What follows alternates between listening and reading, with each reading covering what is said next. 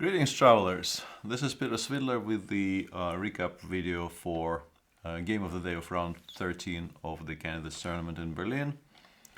And once again, the choice is very, very obvious. And the game I will be covering is the game that Fabiano Caruana played against Caruana-Aronian.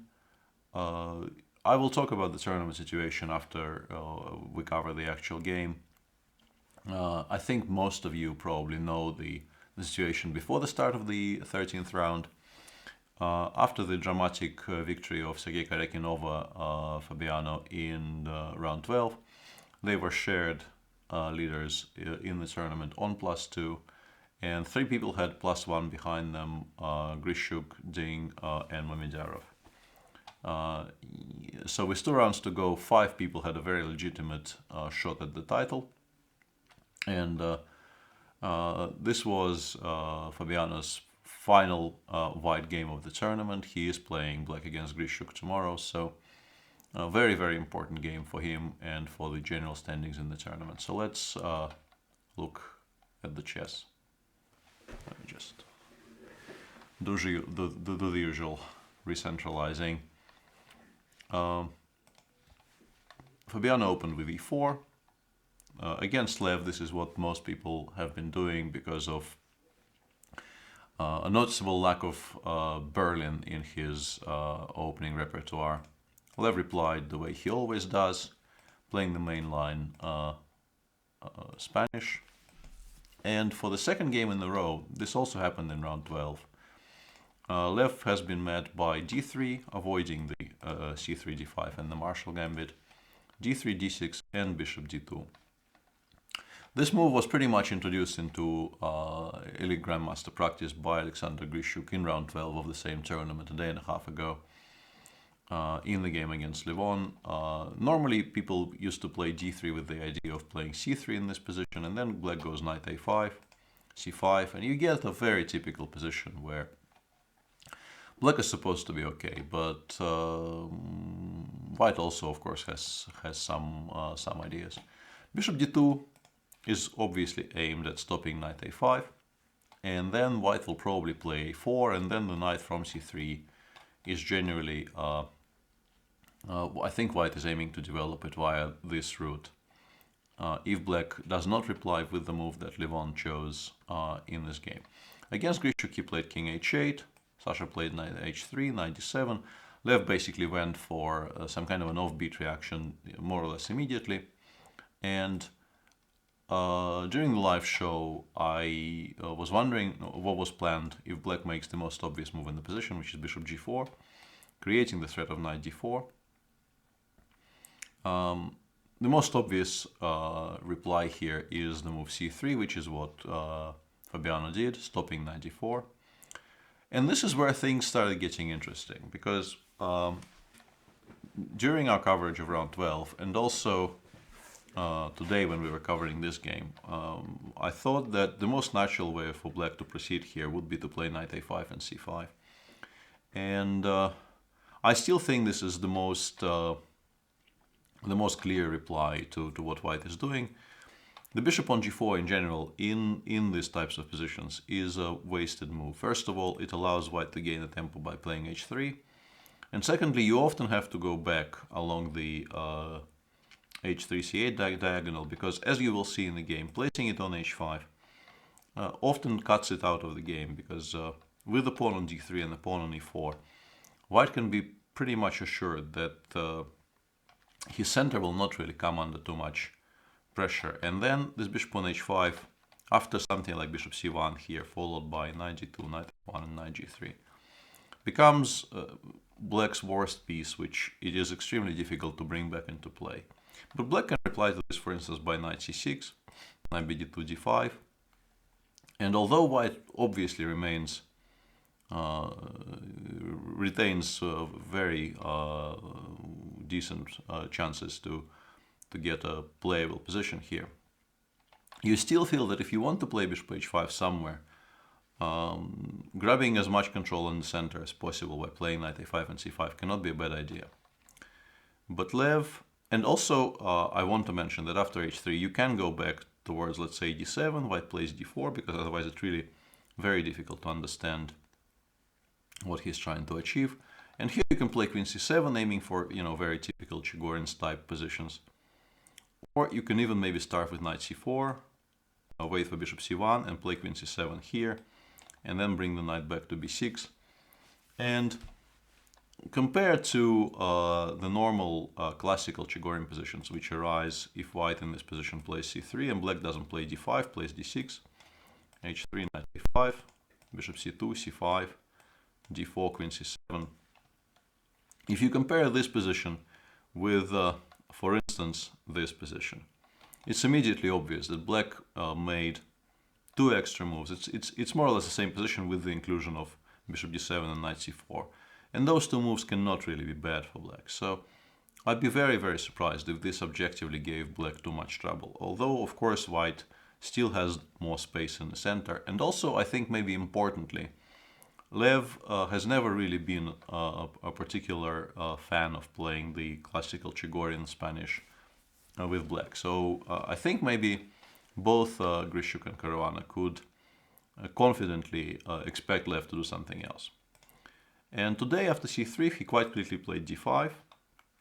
White played h3. And here, going back will lose the pawn on d5, although it's actually not impossible here to play bishop e6, and after e5, knight d5, knight e5, you get a version of the standard Marshall compensation, although in this particular case it probably isn't completely enough, but it would be in Lev's general spirit, I think, because he likes these types of compensations.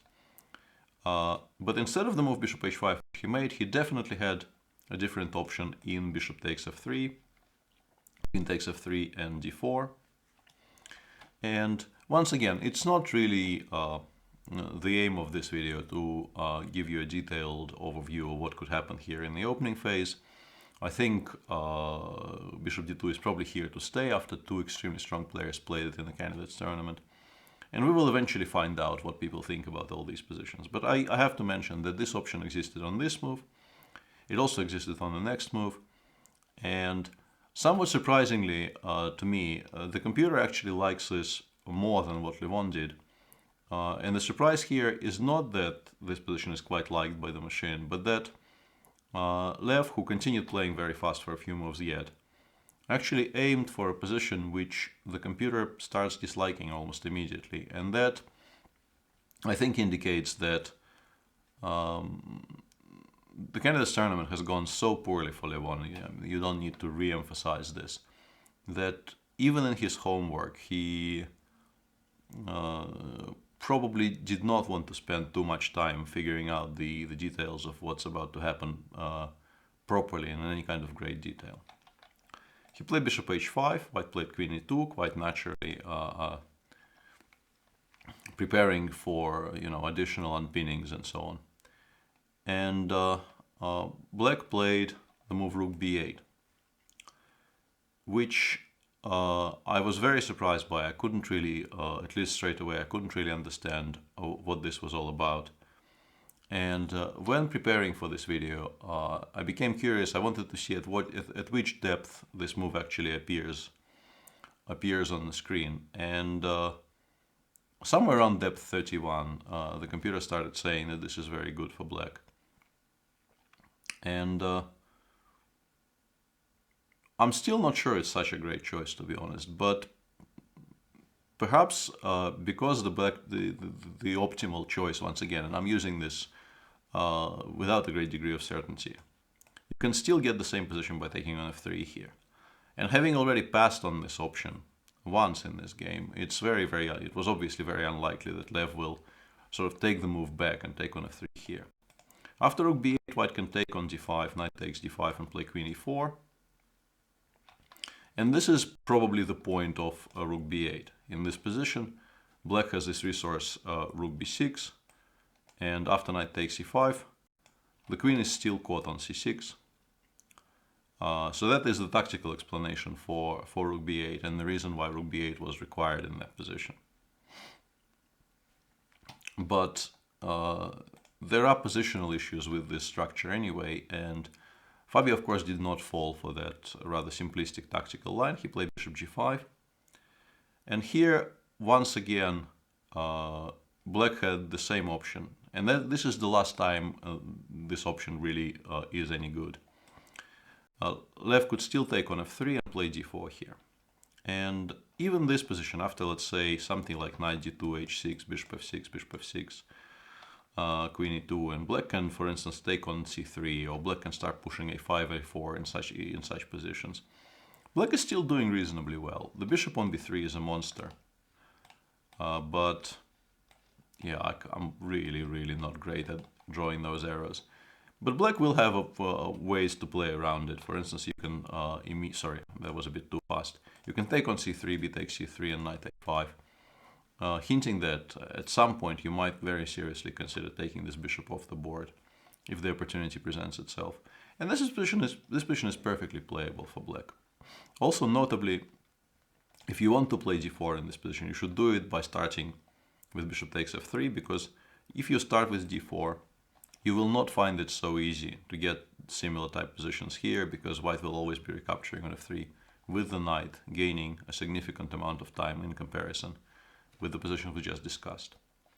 But Lev, still playing quite fast, took on e4, white of course recaptured and played h6.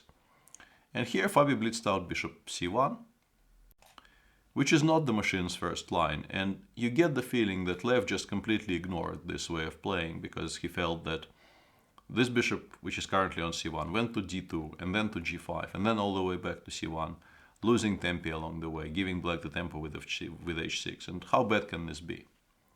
It turns out that this is actually a very serious try, and if black is not accurate, he will be much worse. And the feeling I got after I clicked around here for a bit is that even if black is extremely accurate, he will still be somewhat worse. There's just no equality available anymore. A very critical line which we discussed on air with Jan here is to play knight a5. White generally plays, I think, bishop c2, and you go knight c4. But this, which I think in general would be quite good for black, because the knight is aiming towards the very decent d6 square, and also you are, for the time being, stopping the most important idea for white in these types of positions. White wants to go knight d2, knight f1, knight g3, and play against this really poor bishop on h5, as I already mentioned.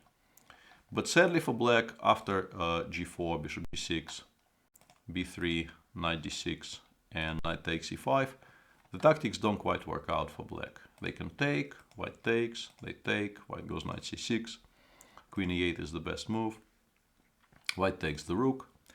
Trying to win the piece here by knight e7, queen e7, and f3 is much worse, because queen h4, followed by this check and knight takes e4, leads to immediate draws. White cannot really avoid the perpetual here. So knight takes b8, queen takes b8.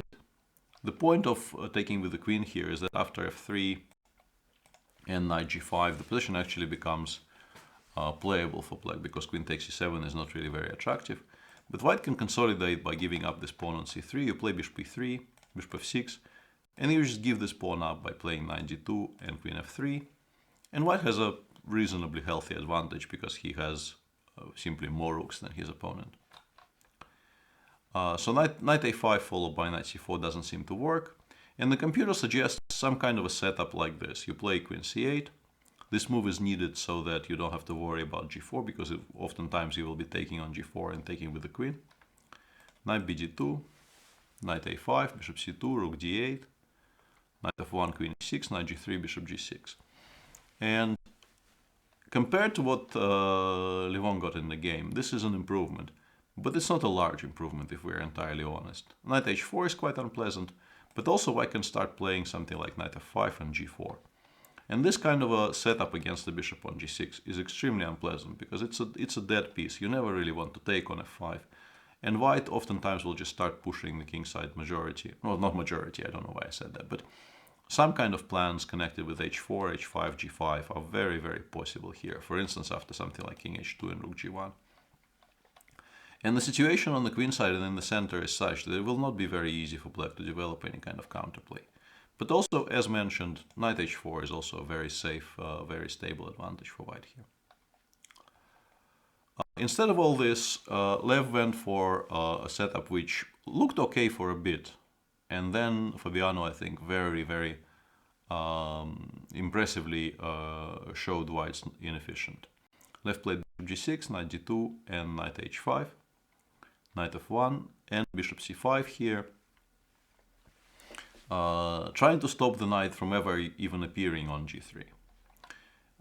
It's worth noting that instead of bishop c5, black of course can go knight f4, but these types of positions are just never good. And in this particular case, black could maybe be immediately close to lost, because this pawn on f4 probably just gets picked up after queen d2.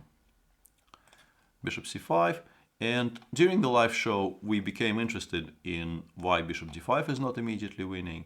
It's a strong move, but I believe that with best defense, the positions that will arise after this move are very similar to what Fabiano achieved in the game. And I'm not sure it's even stronger. Black has two options here. Black can play queen e8, going for the following position. When everything gets exchanged, bishop e3, black takes on e3 and goes knight f4. And this is a kind of a eternal knight on f4. It will be very difficult to drive it away properly. Black will follow it up by playing g5 at a good opportunity. And of course, white is still better. He does have a healthy extra pawn, but black does get some compensation. Or instead of all that, black can play knight e7, rook d1, bishop d6, defending both the pawn on e5 and defending against bishop takes f7, rook takes d8. White goes bishop b3, and here it's important to play knight c6, otherwise knight h4 will just be a crushing blow to black. And here you play g3 anyway. It's very similar to what Fabi got in the game, as I mentioned. And white is significantly better, but the position remains playable for black. In the game, instead of all that, Fabi just played g3. And this is a very stark illustration of just how slow white can take it here. White wants to play king g2 and then reestablish the threat of knight h4. And black's pieces just don't really make very much sense together. There will not be a direct threat for a while here, but despite that, the position remains very unpleasant. And objectively, it was probably time to give up on the previous plan and start bringing pieces back. Let's say knight f6, bishop c2, queen d7. King g2 is possible, but also you can start playing more aggressively here with white by playing g4 and then knight g3. And you probably should start gaining some space on the queen side, preparing to have some counterplay on that part of the board. But white generally does quite well in these types of positions. It's a nice position for white. But it's still probably better than what Lev did. He played king h7, king g2, queen e7. And here, once again, a very slow move from Fabiano, showing that he understands the demands of the position very well. White overprotects the pawn on e4, making something like knight e3 possible later in the game. And more importantly, he starts playing against the black somewhat exposed queen side by planning to go b4 and a4. Rook fd8 I felt was another indifferent move. This knight on c6 is a really poor piece, and it was maybe time to play something like queen e6 before knight bishop b6, a4, and move this knight to better squares. Although this still doesn't equalize, and white can even start trading some pieces, intending to bring this knight via b3 towards the c5 squares. And black still has really unfortunate light squares here. Yeah, I'm not good at arrows. And white retains a very significant advantage here because of just how discoordinated black's pieces are. But rook fd8 before bishop b6, a4 is much worse, because the rook on d8, as you can see, doesn't really do very much. It is on the open file, but there's nothing on that open file for this rook to exploit. And white already has significant pressure against the black queen side.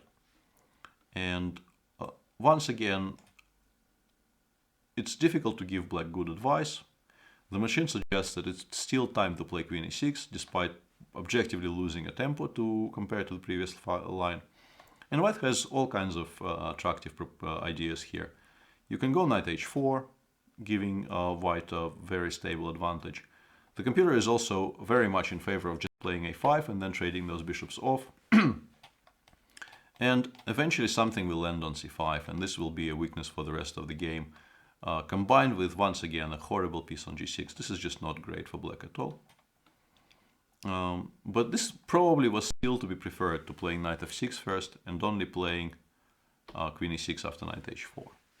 But this is where the game, which up to this point was proceeding rather smoothly for Fabiano and didn't really require him to calculate very much, it kind of went off the rails a little bit, although the evaluation did not really change.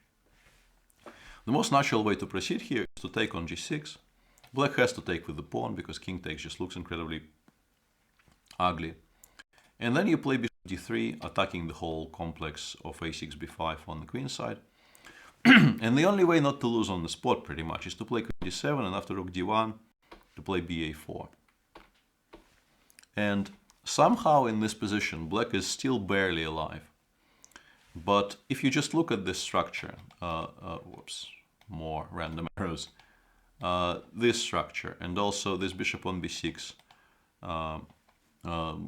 which will be locked in by black's own pawns. Something even like b5, ab5, and queen takes b5 leads to positions which you are very tempted to just call losing for black. His structure is so horrible that there's very little doubt that once this knight, for instance, gets to some good squares, it will start collapsing. Instead of all that, Fabi played bishop d3 immediately, which allows bishop h5. A move which obviously would not have been possible had he exchanged this bishop off the board on a previous move. And now you have to start calculating. And Fabi has done that very, very impressively, but the question remains why he allowed all of this. g4 is the only move that aims to refute the black play immediately. Bishop takes g4 is the best reply. If you take with the knight here, takes, and f3, bishop h3. It's important not to blunder as we did during the live show and not to play king h2, because after d3 and bishop f2, the position immediately becomes completely unclear. But if you go king g3, it turns out that really this king on g3 is completely safe. There are no checks available to black, and eventually white will stabilize by either playing knight f5 or playing something like bishop e3, and there will never really be any threats to this king at all. Which is why after g4, black took on g4 with the bishop, and then knight takes g4, putting pressure on the f2 pawn. And also, importantly, if the knight ever lands on f2, queen h3 will be a very, very large threat. White can still sort of bail out here and get a decent advantage by playing bishop e3. And now black has a choice of playing a position after bishop takes an fe where he's just a full piece down, although he will have some compensation due to how horrible white's structure on the king side currently is. Or he can take with the knight, which wins some material back. It's important here not to take with the knight in reply, because this just loses for white because of this tactic. But you can take with the pawn, and although the same tactic still exists, very, very importantly, the knight survives to support the white king, and now after queen d7, white is actually still better, although this is not a very easy position to play, and it's quite obvious why Fabiano chose not to go for it. Instead he played knight f5, black took on f2, you have to play bishop c2, black obviously played g6 because you have to try and shift this knight from, from f5 to create queen h3 ideas. And this is where things went really, really crazy. In this position, apart from the fact that there are some computer-like options connected with a5 followed by maybe bishop e3, there was, I felt, a very natural and a very easily explained option for the human player. You could play knight 5e3.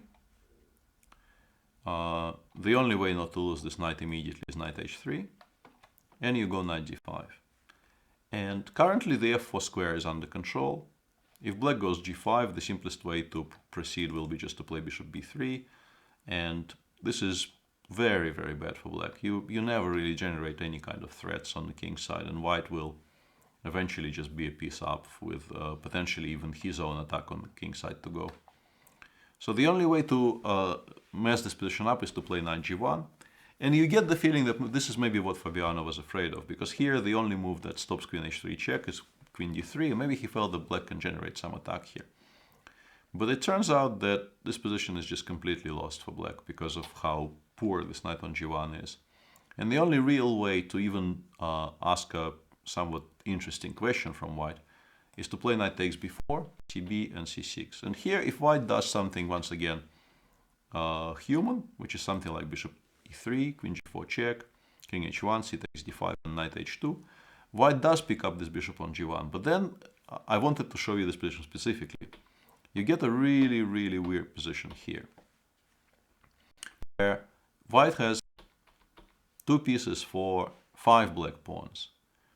And the computer continues insisting that this is completely winning for white. But I guess that this is just for very, very concrete reasons, because you can probably generate, by playing bishop b3, you generate a threat of going rook c1, rook c7, and just giving mate on h7. But in general, if let's say you imagine the same position, but with a pair of rooks gone from the board, I think black is just favored to make a draw, or maybe even not worse at all. But instead of all this, one final computer-like suggestion, you can play knight c7 here. Just wins on the spot, because bishop takes c7, you can go queen g3, and then bishop b3, and the knight on g1 will just get picked up, and black more or less has to resign here. But instead of all that, Fabi went for a move which also looks very strong, but which in fact completely destroys his advantage and would have led to a very unclear game if black found the best moves. He played knight 1, e3. And here, on two separate occasions, black had an opportunity to go for a very, very unclear position in which, in practical terms, he would even have decent winning chances, I think. And playing the key move in this position is probably harder than in the second one, so I will show you the correct move in the game position slightly further down the road. gf5, this is still fine. ef, queen f6 is the only square. White has to take with the queen, because f1 is the correct square for this king where there are no current checks. And this is where black could play knight takes b4. In this position, you can sort of imagine somebody finding this move, although it's still very, very difficult, regardless of what the computer will tell you. And the computer will basically tell you that here, knight takes b4 is a good move, and everything else loses on the spot. But still, finding the idea of sacrificing a knight on the side where you're not even attacking, just so that after c takes b4, you have rook d4, creating the idea of rook g8 check, and this rook on d4, this is the most important piece. Having access to squares like f4 and h4, in particular f4, which makes it makes it impossible for white to escape with the king towards f1 and e2, because you will always run into rook f4. And this position is objectively drawn, but what's even more interesting is that in this position, let me get to it, white has a number of moves which don't lose, but I think from a human perspective, you most likely play king h3, because you sidestep the check from g8, and you feel like you make this move, and then you will reconsider your options on the next move again.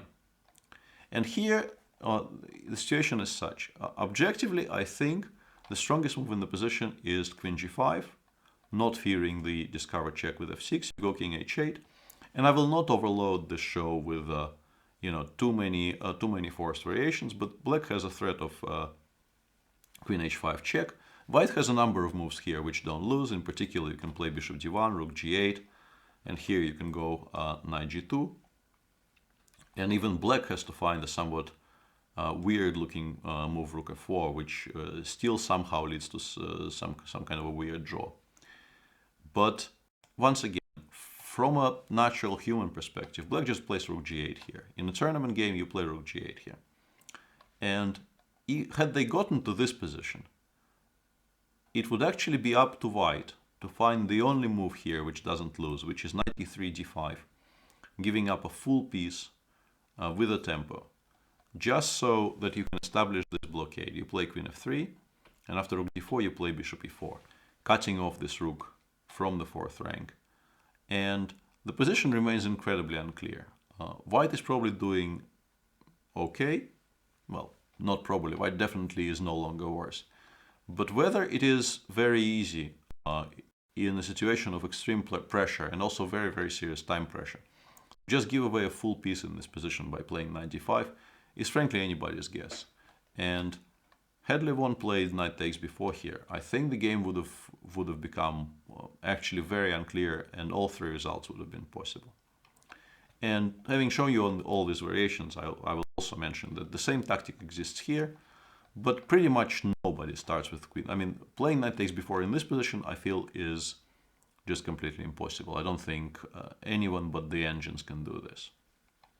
But finding it here, I would even go as far as to say that Levon in good form would probably spot it. He had seen some incredible tactics early in this tournament when his tournament was still sort of alive. For instance, he saw the beautiful, beautiful tactic that Wesley Saw himself missed in a game against him.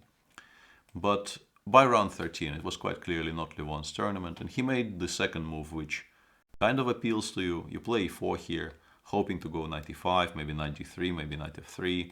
You also think that maybe you create the threats of queen takes c3. But in actuality, this just creates no threats whatsoever. Many moves win here for white. But the move that Fabi made, which is rook h1, I also felt was the strongest during the live show.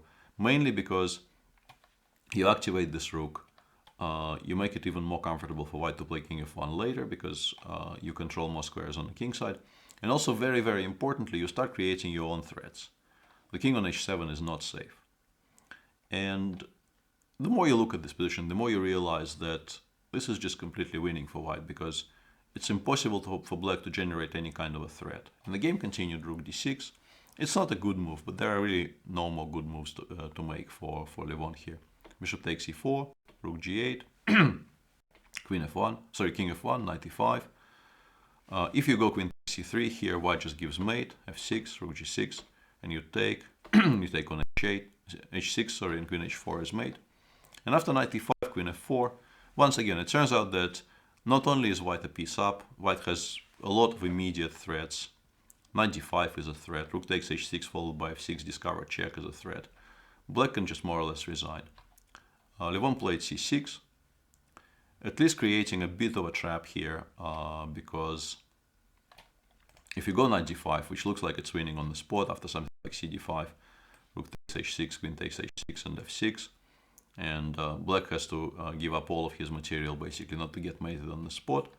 But after that, Lev would have played rook g1 check, takes, and c takes d5, and white is, you know, quote unquote, only completely winning after something like, let's say, bishop c2, bishop g1, and king takes g1. This is a hopeless position for black, but the game sort of continued. The way to finish the game on the spot would have been to play queen takes h6 here, queen h6, sorry, queen takes h6. This is, sorry, rook takes h6, what am I saying? Rook takes h6, queen takes h6, f6, and now if knight g6, you take on h6 and you go knight f5 check, and you pick up a full rook. And if black takes, goes rook g6, then once again you take on h6, king takes, and here the move that wins all the marbles is slightly less obvious. You go knight c4 check, but still it's not impossible to spot a move which attacks a rook and gives a check, and white ends up a full rook up here. So this would have ended the game on the spot, and while Fabiano was considering his options, I'm pretty sure that Levon has spotted this tactic, because his reply to a takes b5, which doesn't spoil anything but is not a very concrete move, was to play rook g5. Normally, if those options don't exist, you don't really give up the entire queen side, but I'm sure that Lev spotted that white will take on h6 if he doesn't stop it, so he played rook g5. But after ba, once again, white is the side attacking, and he also has a ton of extra material. The game continued queen d8. More or less any normal move here wins, but Fabi found the immediate way to finish the game, f6 check, followed by rook takes h6 against more or less any move. Black played knight g6. The same would have happened if king g8, you go rook takes h6, and after rook d1 check, you simply play king e2. And the pieces around the white king just make sure that black never really gives a check in this game. Lev instead played knight g6, hoping maybe against hope that white will take on g1, g5, and after rook d1 check, white will somehow get scared and take on d1, where black actually does have a perpetual. But even this position is completely hopeless, because you can play something like, let's say, king g2, rook takes h1, and here you just take on g6 and play queen e5, and black has to resign. There's queen e7 threats, there's a7 threats, and black never even gives a check here once again. So even queen takes g5, rook d1 check would not have spoiled anything, but rook takes h6, which is what Fabi played, is an even stronger move, and here Lev resigned, because if you take, white has, the simplest way to finish the game here is to play queen h2, rook h5, and knight f5 double check, and white has a mate in a limited number of moves. The number I currently see on my screen is mate in 13, but it's no real surprise that this position is completely winning for white. And with that result, Fabiano Caruana goes back to +3. The situation the score he had for a large majority of this tournament, and he himself said in an interview that perhaps it was influencing his play a little bit, the fact that he was nursing his half-a-point lead, and he was perhaps trying to over-defend in the games he was playing, because he felt that not losing was more important than winning. And having lost the game to Caruana in round 12, he was kind of freed from those notions, and he knew that he needed to win this game, and that gave him a lot more freedom to play sharper and to play his natural game. In other results of the round 13, Shahmazyarov won a strange game against Alexander Grishuk, where it felt like the position was completely equal, which actually satisfied neither of the players, and they kept on pushing the envelope a little bit. In particular, Alexander Grishuk could have made a forced draw on a number of occasions there. And eventually, either avoiding those forced draws or just sort of making moves, because he could still make different moves, he ended up in a position where he had to make an accurate decision, and he made, in serious time trouble, as is often the case with Alexander, he made a very, very large mistake and lost on the spot, bringing his title chances to an end, because he goes back to 50%, and Shahryar Mamedyarov is back on +2. Karyakin drew his game against Wesley So. Therefore, before the last round, the situation is Fabiano is on +3, Shahryar and Sergey are half a point behind, and Fabiano is black against Grishuk. Karyakin plays white against Ding Liren, and Shah plays Kramnik with the black pieces. And those are the three games that will decide the outcome of the tournament. For Fabiano Caruana, who is now leading the tournament outright, the situation is very, very simple. He is ahead on points, but he cannot share first place with anybody. His tie breaks are worse regardless of who he shares first place with. Therefore, there's all kinds of permutations available. I have tweeted out a link to a nice little website which lists all the possible outcomes of the last round and explains what happens in each case. So I'm not going to try and do this live on air. But the most important conclusion is very simple. Everything is still up in the air. There are 3 incredibly exciting games waiting for us tomorrow. So make sure to tune in, same time, 3 p.m. Central European time, for the final round of what definitely has been the most exciting candidates tournament I remember. Jan and I will be there to guide you through it, so please tune in tomorrow at 3 for round 14. Hope you enjoyed this video. This has been Peter Svidler for Chess24.